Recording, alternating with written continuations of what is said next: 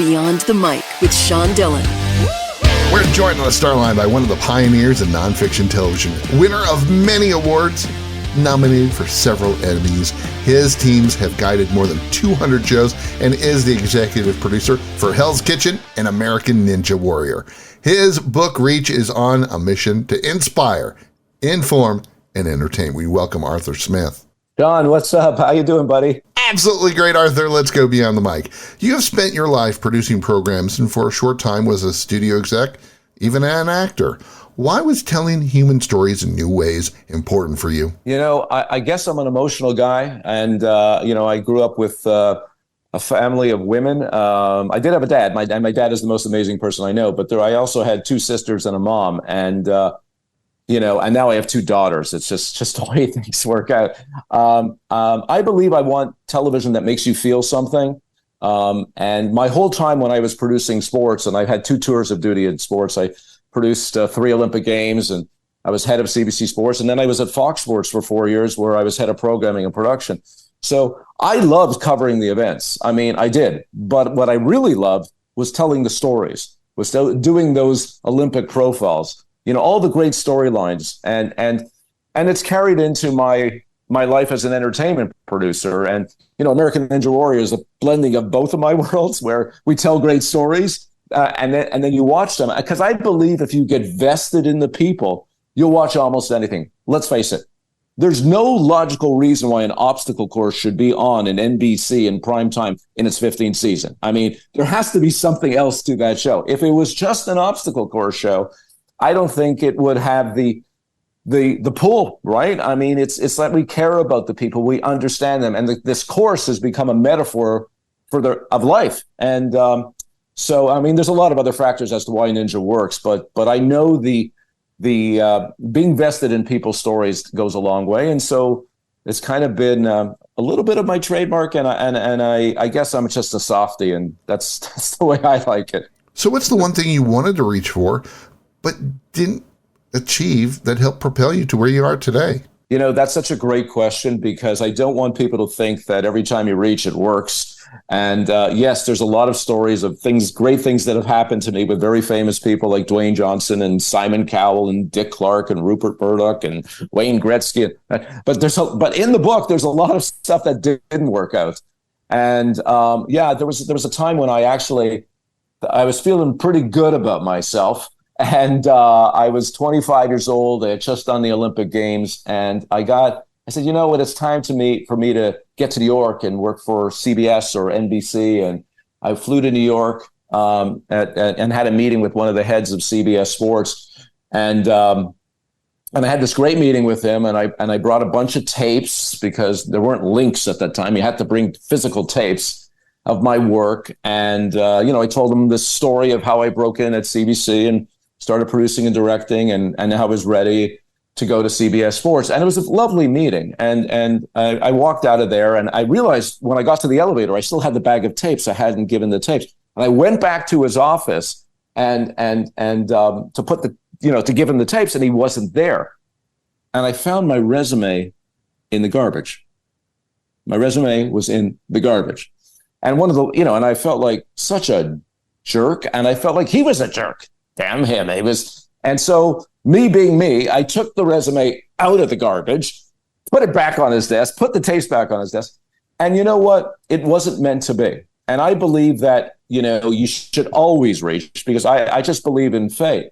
As it turned out, if that thing didn't happen to me, that low point in my life, I would have never became president of CBC Sports at 28. I would have never gotten that offer from Dick Clark, which moved me to the States and propelled my entertainment career. So things have a way of working out. Sometimes when bad things happen, you just have to say to yourself, it's not meant to be. And sometimes it takes years to find out why it didn't happen, but you just got to ride the wave. You just ride the wave. Arthur Smith is the author of Reach, and he joins us beyond the mic for the Rocky Nate. Arthur, all this is 8 random questions. Answer with the first thing that comes to your mind. There's no pressure. Best thing about being a girl dad to Leia and Rachel? Watching sports movies with them. How competitive are you in board games? On a scale of 1 to 10, 12. Which TV show growing up did you schedule your life around? Happy Days. Favorite place in LA to think? The beach. Thin, hand-tossed, pan, or Chicago-style pizza? Thin.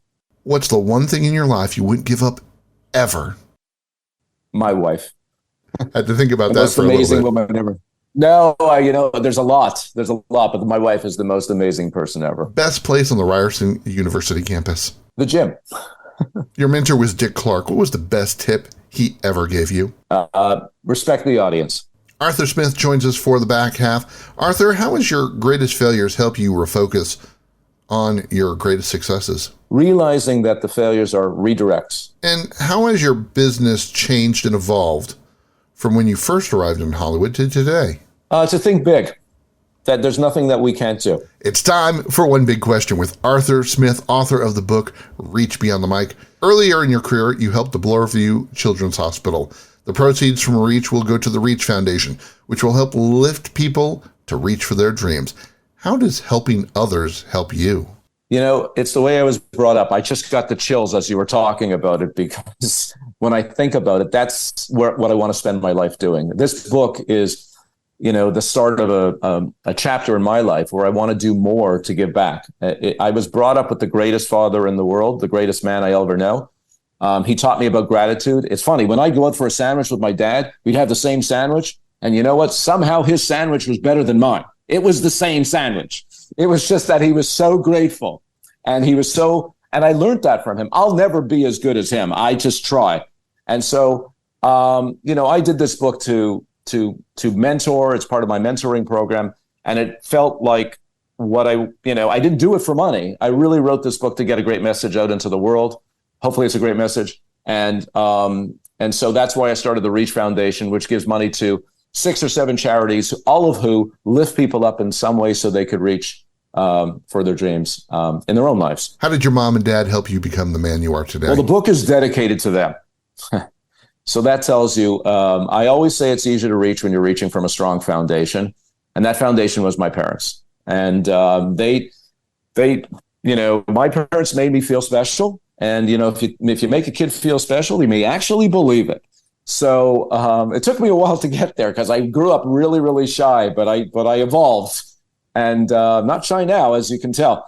But they were amazing parents. And they also kept me grounded. Never get too high, never get too low. Nothing is as bad as it seems, and nothing is as great as it seems. So just stay even. As I say, ride the wave. And they were amazing, and I miss them because I often think about them. They would really get a kick out of this book, but they know all the story. They know most of the stories anyhow. So, and they're reading that book somewhere in heaven and having a laugh. You're wearing a Pink Floyd shirt. So, what's your favorite Pink Floyd song? Oh, geez, Money. He's uber competitive. Don't try to play him in board games. Loves watching sports movies with his kids and wants you to read his book, Reach. Arthur Smith, thanks for taking the time to talk with us today. It's been a pleasure. Thank you. And that, my friends, is a Beyond the Mic shortcut.